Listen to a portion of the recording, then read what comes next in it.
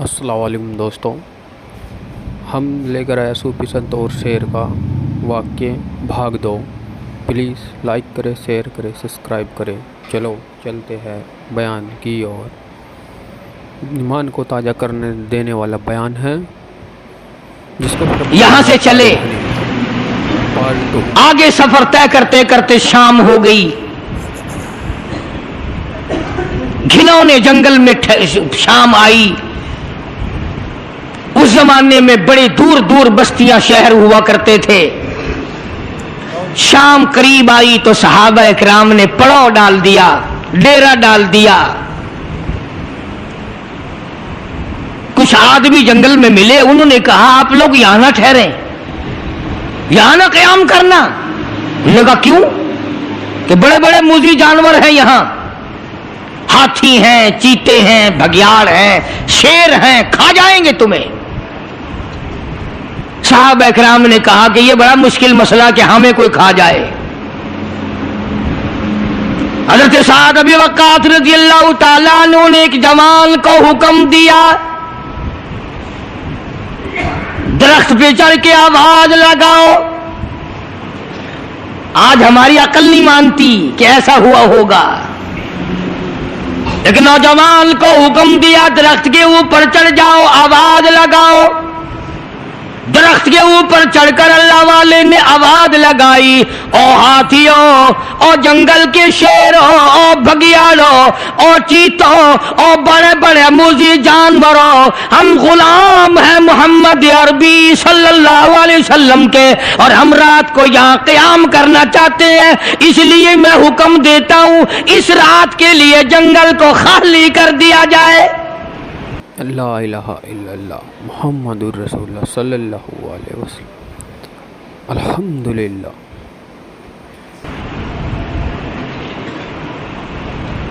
تاریخ شاہد ہے، ہاتھی، چیتے، بھگیاڑ، شیر، بڑے بڑے موذی جانور چیخو پکار کرتے ہوئے 5-10 منٹ میں جنگل سے باہر ہو گئے۔ کیا بات تھی ان حضرات میں؟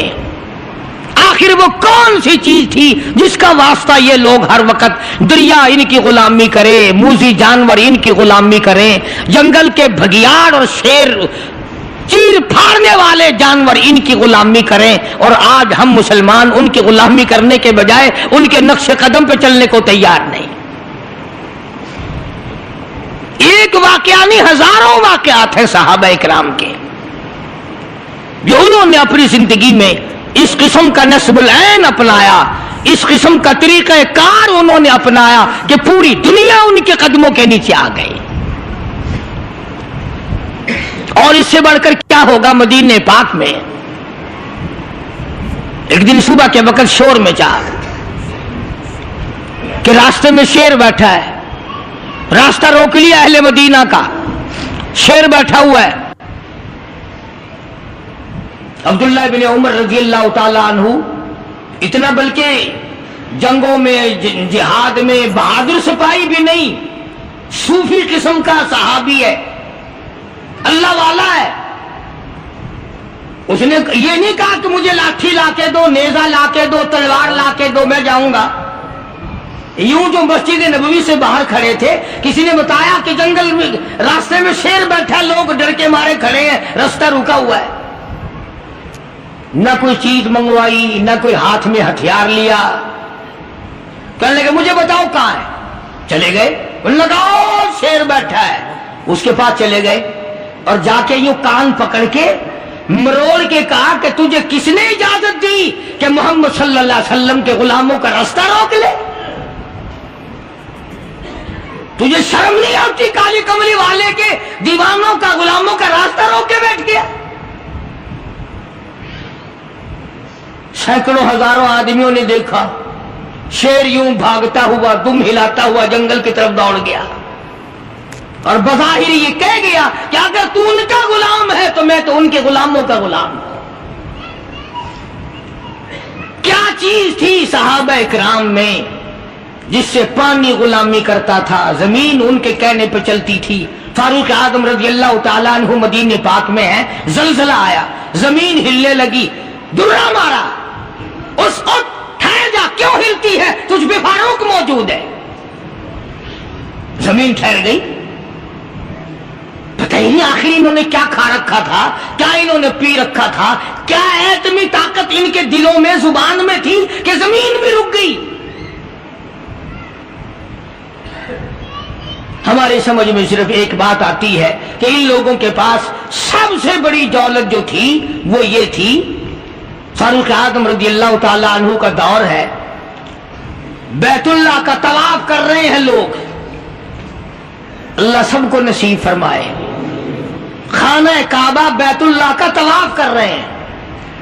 बहुत बड़ी अजमत वाली चीज है जिसको अपने घर का तवाफ नसीब करते हर एक को नहीं मिलता। इरशाद फरमाया मदनी करीम सल्लल्लाहु ताला अलैहि वसल्लम ने, जिसने मेरे घर का तवाफ किया मैं समझता हूं मेरे चारों तरफ चक्कर लगाया। तवाफ हो रहा था, एक शहजादा भी तवाफ कर रहा था, उसकी चादर नीचे लटक रही थी, वो जो एहराम की चादर थी वो लटकी हुई थी, तो किसी का पैर आ गया उसकी चादर पे, उसकी गर्दन में झटका लग गया। किसी दूसरे तवाफ करने वाले का पैर आ गया। तवाफ बड़ी अजीब शय है। उलमा ने लिखा है कि एक आदमी तवाफ कर रहा था, एक औरत के पैरों की पाजेब की झनकार आई,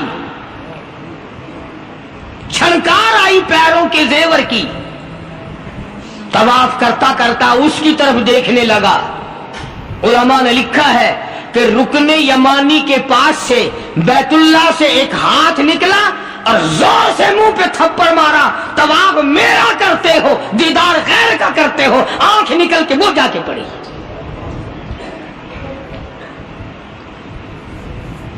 तवाफ मेरा करते हो और जियारत गैर की करते हो, आंख निकाल दी, थप्पड़ लगा।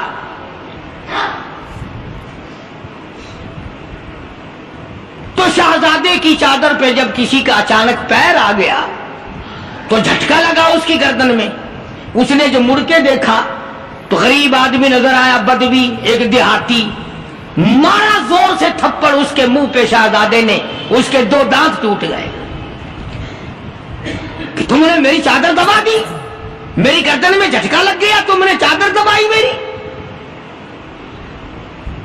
तवाफ खत्म करके वो देहाती जो था, नौजवान बेचारा गरीब आदमी, उसने जाके फारूक आजम के यहां फरियाद कर दी कि फलां शहजादे ने थप्पड़ मारा और चादर पे मेरे पैर आ गया था। खैर इरादी तौर पर मैंने जान के नहीं उसकी चादर पे पांव रखा, मुझे क्या फायदा था, लेकिन उसने थप्पड़ मारा, मेरे दांत निकल गए। वो तो फारूक आजम का जमाना था कि आजकल का दौर तो था नहीं कि अच्छा भाई कमेटी बनाएंगे ऐसी भी जो थप्पड़ मारने वालों को पूछा करेगी कि तुमने थप्पड़ क्यों मारा। बस वो सब कमेटी बनती है, फिर आगे चलती है, काम पूरा नहीं होता, वो कमेटी खत्म हो जाती है। हर चीज की कमेटी है, पता ही नहीं किसने तो ये सबक दिया। सड़क बनाने की कमेटी, कानून बनाने की कमेटी,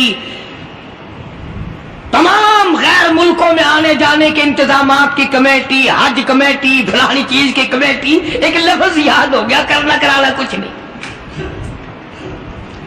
सैयदना फारूक आजम शहजादे को तलब कर लिया और फरमाया यहां खड़े हो जाओ, तुमने इस नौजवान को बैतुल्लाह के करीब थप्पड़ मारा, तमाचा मारा इसके मुंह पे, लगा इसने भी। जब ये बात सुनी, वो शहजादा जो था वो मुसलमान हुआ था। कहने लगा फारूक आजम शायद आपने मुझे पहचाना नहीं, शायद आपने मुझे पहचाना नहीं, मैं तो जबला इब्ने औहम हूं, मैं तो बहुत बड़ा आदमी हूं, मैं कोई देहाती हूं, कोई आम आदमी हूं जो फौरन आप बदला दिलवा रहे हैं। माशाअल्लाह मैं तो शहजादा हूं। ने कहा हाँ ठीक है शहजादा है, کہ میں تو اتنا بڑا آدمی ہوں کہ ٹھیک ہے تو اتنا ہی بڑا آدمی ہے، میں تو جبلہ ابن اوہم ہوں کہ ہاں تو جبلہ ابن اوہم ہے، مگر یہاں کھڑا ہو جا یہ تجھے تھپڑ مارے گا۔ کمال ہے، میں اتنا بڑا آدمی اور یہ 2 ٹکے کا آدمی مجھے تھپڑ مارے گا کہ ہاں مارے گا؟ تمہارے یہاں چھوٹے بڑے کی کوئی تمیز نہیں کہ ہاں لا الہ الا اللہ محمد الرسول اللہ صلی اللہ علیہ وسلم پڑھنے والا یہاں سب ایک ہے، جس نے کلمہ پڑھا سب ایک ہو جاتے ہیں۔ ماشاءاللہ کا کومنٹ لازمی کریں، جزاک اللہ۔ کل ایک آدمی 4 مہینے افغانستان کے مجاہدین کے ساتھ گزار کے آیا، دوست آدمی ہے، جہاں اس نے اور باتیں بتائی وہاں ایک یہ بات بتائی کہ ایک محاذ پہ ایک روسی کو پکڑ لیا، روسی بدماش کو پکڑ لیا، وہ جو آئے ہوئے ہیں نا، اس نے کلمہ پڑھ لیا، مسلمان بن گیا۔ تو 2-4 دن کے بعد اس سے پوچھا کہ تو نے اپنے کفر میں یا اپنے معاملات مذہب میں اور ہمارے اسلام میں کچھ فرق پایا؟ ایک بات اس نے بتائی، وہ میں نقل کر دیتا ہوں، شاید آپ کو بھی پسند آئے۔ جتنے کہ وہ مسلمان بنا اتنے کی بات اسے محسوس ہوئی، کہنے لگا میں اپنے منہ میں بڑا ٹوتھ پسٹ مارتا تھا، بڑا برش مارتا تھا، بڑی منجن مارتا تھا اور میرے منہ کی بدبو نہیں جاتی تھی، جب سے میں نے تمہارا کلمہ پڑھا میرے منہ کی بو ختم ہو گئی، بالکل میرے منہ میں سے بدبو نہیں آتی، ورنہ میں خود تنگ تھا۔ اندازہ لگاؤ، لا الہ الا اللہ محمد الرسول اللہ پڑھنے سے اگر ایک روسی کافر کے منہ کی بدبو ختم ہو سکتی ہے تو کیا میرے تیرے جہنم کے سلگے ہوئے وہ لا الہ الا اللہ محمد الرسول اللہ پڑھنے سے جہنم کے انگارے نہیں بجھ جائیں گے؟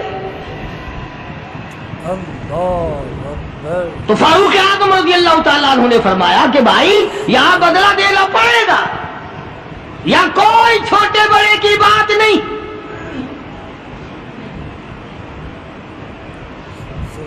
چنانچہ فاروق اعظم رضی اللہ تعالیٰ عنہ کی عدالت سے گھبرایا، اور اس بات سے وہ گھبرایا کہ یہاں اتنا عدل، اتنا انصاف، کسی کا کوئی لحاظ نہیں، سب کے لیے ایک قانون اور ایک مساوی حقوق اور سب کے لیے ایک سا درجہ رکھا ہوا ہے۔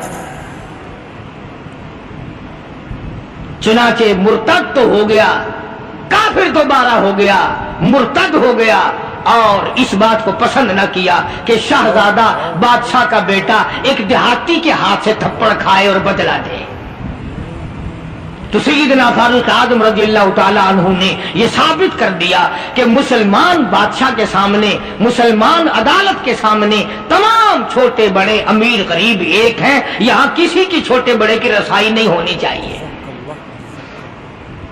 بلکہ عہد فاروقی نے اس قسم کی مثالیں قائم کی،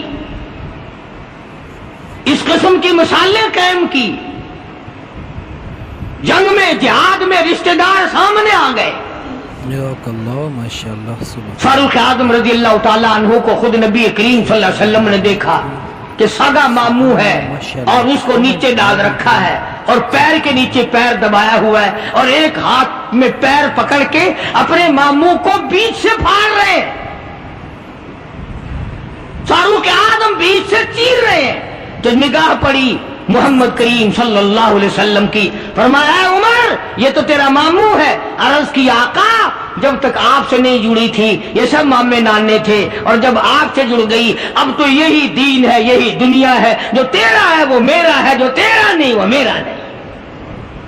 وہ اپنا رشتہ دار ہی نہیں جو تیرے دروازے کی غلامی نہیں کرتا۔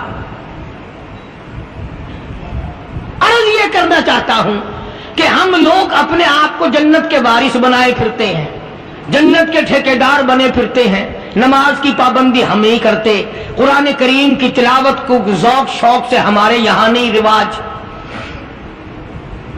میں تو دیکھتا نہیں کہ کوئی عورت دن میں منہ بناتی ہو کہ آج ہمارے گھر میں کسی نے تلاوت نہیں کی، ہمارے گھر میں آج لعنت برسی ہوگی رحمت کے بجائے۔ پورے سال میں اگر گھر میں قرآن کی تلاوت نہ ہو عورت کو افسوس نہیں، مرد کو افسوس نہیں، بڈھی مائی نہیں افسوس کرتی، کوئی چھوکری افسوس نہیں کرتی۔